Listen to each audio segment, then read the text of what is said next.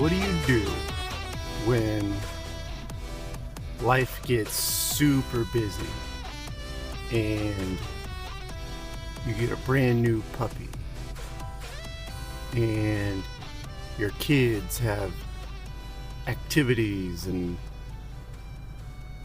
your wife wants to enjoy the summertime and etc., etc.? Do you stop playing games? The answer is no. Hi, I'm Justin, and welcome to the XP Log, a daily-ish podcast about my gaming journey. And today, I just want to talk about, I've just been busy. We got a new puppy, and we've been real busy with all the summer activities. The day just goes by quick. Guys at work are taking vacation, so it falls on the guys left, right? And I just wanted to put that out right at the front of the episode, just in case there was a lull in content, just in case I had to skip a day or so. I don't know why I said it that way. You will notice that I've kind of went back to old form for the moment. We're super busy today, and I want to get an episode out for you tomorrow. So this is how I had to do it, in my truck, just like I started. Anyways, so over the weekend I beat Rogue Galaxy, and yesterday I beat Fantasy Life. So I have two games, both by level 5, that I beat. First off, Rogue Galaxy. Rogue Galaxy, I like the game. I do. I don't like the heavy item reliance, I guess is the word I'm looking for. The heavy item reliance, it feels weird and clunky when you have to just keep going into the menu to do stuff. But then again, this was 2006, I believe, or 2005, so they hadn't quite refined the formula perfectly, right? That was the sign of the times. They just made stuff work. The story was pretty good. The graphics and art style held up, man. It held up 20 years later. I'm calling it 20 years later. It held up nicely. Granted, it was emulated at 4X or whatever, but it doesn't matter. Like the textures and stuff all still looked pretty good, and the environments actually looked really good too. I guess that's because they didn't rely on pre-rendered stuff to make their environments. It's all rendered, so it benefited from the emulation. And so that game's really good. I like the characters. One thing I wish they would have done, instead of throwing it in at the end, I wish during the story they would have fleshed out the characters. Instead, they kind of wait till the end to give them each their own kind of spotlight. I mean, when you first get them, they have a little bit of story or whatever, just enough to get you interested. Steve actually has some story throughout, which is pretty interesting. His story is pretty interesting. It was like a moral dilemma, honestly, with Dr. Piccaccio and his son Mark, or shall I say his son's spirit, so to speak. And then, so yeah, I did like the individual story beats for the characters. I just wish they would have sprinkled them throughout the journey instead of right at the end. And then as far as the final boss, uh, it was brutal. It was super brutal. Um,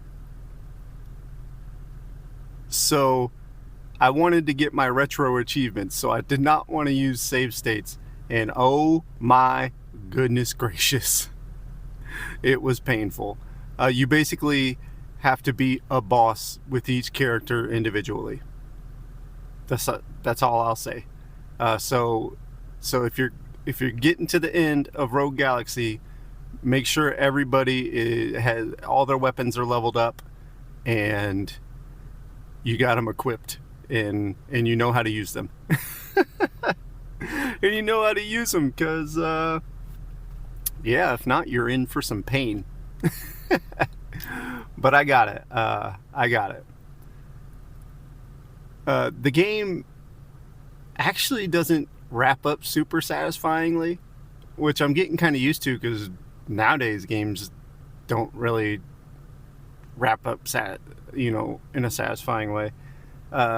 Movies too. The most recent movie I saw just kind of ended. I don't know. I guess maybe that's the new style. Well, that was 2006, so I don't know.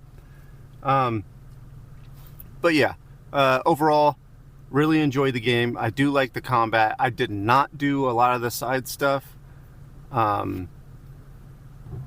but it's there if you want to dig into all that stuff. The reason I didn't do all the side stuff is because if I did that, then I would have a hell of a time trying to beat the game. So, all right. So then, Fantasy Life. Okay. As y'all know, this has been my side game for a couple months, month and a half, something like that. And it's been ready to beat for weeks, to be honest. And then when I started playing Rogue Galaxy, I was really enjoying it, and it's very easy to play on the Steam Deck. So it kind of took that space. Before, I was playing basically my main game on my PC for the most part, and then my side game was when I could play the Steam Deck. So, it kind of naturally worked out that way. Not with this game. When I say this game, I mean not with Rogue Galaxy, because I pretty much only played it on the Steam Deck because I didn't want to try to figure out cloud saves, basically. So, I digress. Fantasy Life. The story is the story. It's interesting enough. About time travel and creating new worlds and stuff. That's also my last episode was Bad Guys Have Feelings Too. That also has a Bad Guys Have Feelings Too vibe. Feelings Too vibe. Matter of fact, the main antagonist was shunned by society, and he's like, "Yo, I'm half god. I'm just gonna recreate the world." His something happened to basically a loved one of his, and he was like, "You know what? I'm just gonna make my own world with hookers and blackjack." If you get that reference, you're awesome. But yeah, so so the story in that's pretty good. Gameplay is obviously the main staple in that game. It's great. It's addictive. Stuff comes fast. It's just a constant dopamine hit.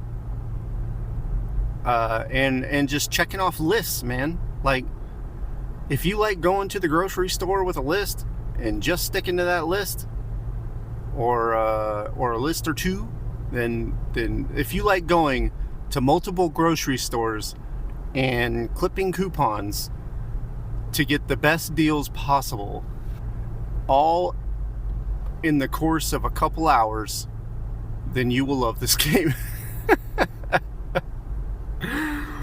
No, I'm joking, but yeah, the game's great.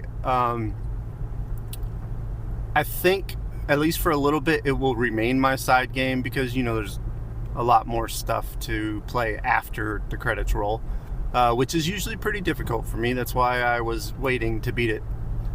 But I think more stuff opened up, a good bit more stuff opened up and expanded after I beat the game. But yeah, so I beat that too. So I beat 2 level 5 games. So I'm like level 10 up in here. But yeah, so I beat those, and I've kind of moved on to my next game. I didn't want a big adventure, so naturally I gravitated towards a big adventure. As I played Rogue Galaxy, it reminded me about Star Ocean Second Story, which I beat the first one a long time ago, and I tried to roll right into the second one, and it didn't work out because it's hard for me to stay in that world for ever. I don't know how I did it with the Mass Effect trilogy when the Legendary Edition came out. I just beat all those back to back to back, freaking 60 hours in each one. I love that game. I love it. But yeah, so Star Ocean 2 will be my next game, and I'll talk about it more in the next episode. Another runner-up was Parasite Eve, because I did kind of want something horror-y and not long, but not Resident Evil. So I'm thinking maybe that one will fly after Star Ocean Second Story. So anyways, I know this was a little more return to form, straight off the cuff. There will be no editing, well, except for the music and stuff. But thank you for sticking with me and listening. I will try to make sure I get my episodes up. The next one might be a return to my original quality. I know you're probably not supposed to talk about that because your listeners don't care, but I do. So yeah, it takes a lot for me to just have to put it out like this, but I want to put it out more than I want to care about quality consistency, I guess. But anyway, thank you for listening. Please like and comment. Oh, have you ever beaten 2 games back to back, basically? This has never happened for me. I've never beaten both my main game and my side game, like in close proximity like that. But yeah, leave it in the comments in YouTube and Spotify. Thank you for listening. Rate, share with your friends, all that good stuff. And that's about all the time I got today. Peace out.